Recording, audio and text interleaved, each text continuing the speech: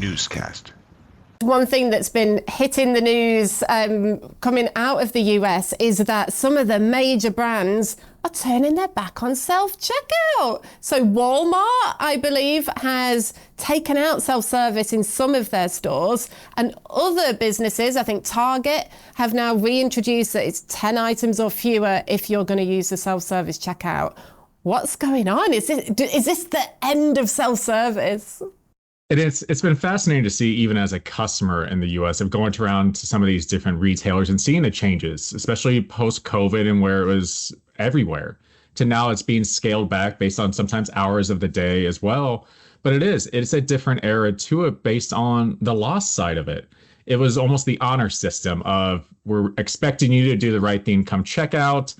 And I think a lot of these retailers are seeing the opposite of, there's a lot of loss going into that side of it, to where it is being scaled back of, I believe it was March when Target started rolling back Target started going to the 10 items or less.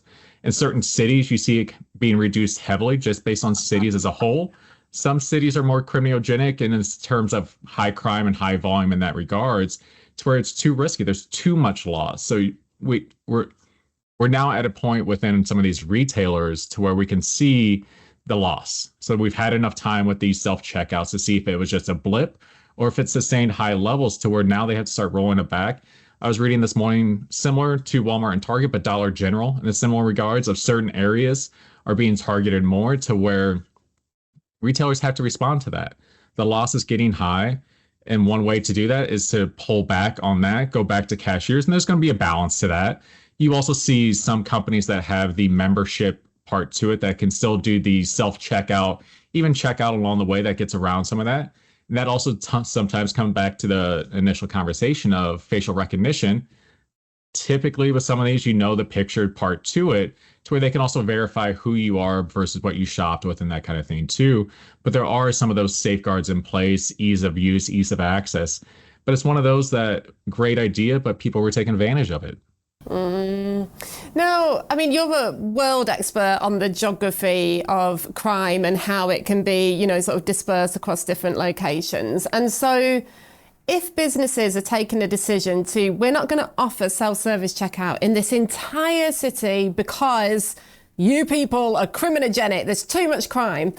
But what about the people who aren't the criminals? Aren't we disadvantaging them by also saying, no, you can't be trusted, or lumping everyone into the same category? Is there a concern there that it's not fair, perhaps? I mean, sure. And I think to your point, it's not all parts of the city have the same levels of crime. So we know it's clustered in certain areas. So certain stores are at greater risk than others. But I also think about historical context of even 5 years ago, self-checkout was typically 10 items or less, or if we think back of, it wasn't the norm at all. It's more the retailers have changed the layout to some of these stores to accommodate that almost immediate go through in and out very quickly. So I think if you can offer the same experience and almost similar timeline of checking people out in a similar fashion in terms of efficiency, you bypass some of that. I think if shoppers can kind of see that loss that stores are seeing, and you see the security measured changeovers, you see more people at some of these self-checkouts, and depending on the store I go to, hour of the day, some of them close to where you have half of them open to where you have more people eyes on the target. So we're not saying everyone's bad or every part of the city's bad, but certain locations are at greater risk.